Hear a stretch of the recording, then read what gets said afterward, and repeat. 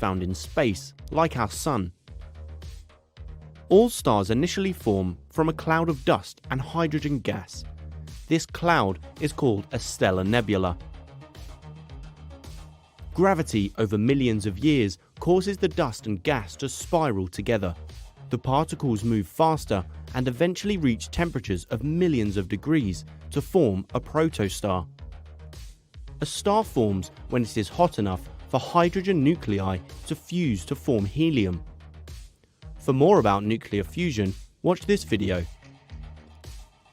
The star then enters a long stable period where the outward pressure of the heat generated by nuclear fusion counteracts the force of gravity. The star is now called a main sequence star, and it stays in this state for between 10 million and 10 billion years. What happens next depends on the size of the star. Let's talk about a smaller star first, one roughly the size of our Sun. Up until now, the nuclear fusion has been occurring between hydrogen nuclei, but eventually the hydrogen begins to run out. Now the outward force of fusion is less than the inward force of gravity. This causes the star to collapse inward and the temperature to increase.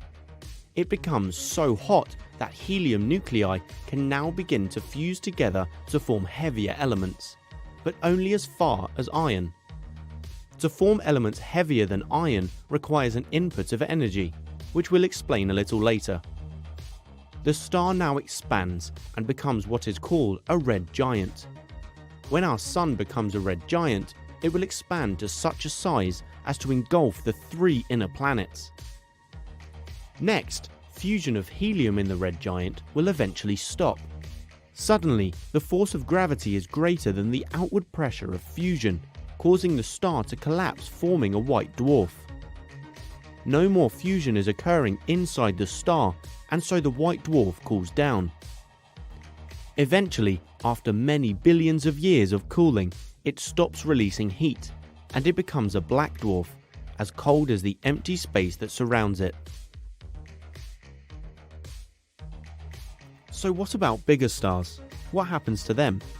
They follow a different pattern. These stars too eventually run out of hydrogen, but quicker than a smaller star would. Massive stars, as a result, have a much shorter main sequence life than smaller stars.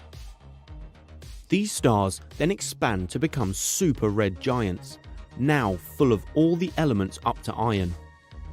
Eventually, fusion stops, resulting in the collapse of the super red giant.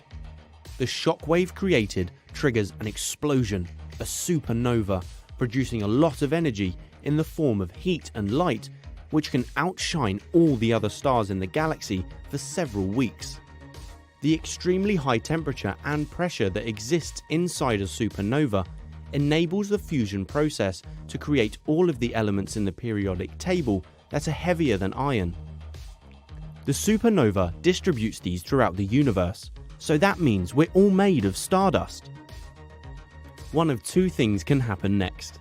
Either a neutron star or a black hole is formed. A neutron star is made of densely packed neutrons. Formed when under immense pressure, electrons are forced to merge with protons. A black hole is formed if the mass of the neutron star is sufficiently high to cause further gravitational collapse. A black hole has such strong gravity that even light cannot escape it. We cannot yet observe a black hole directly, but we can detect it by the effects it has on nearby objects such as stars. Now that's one star-studded life cycle.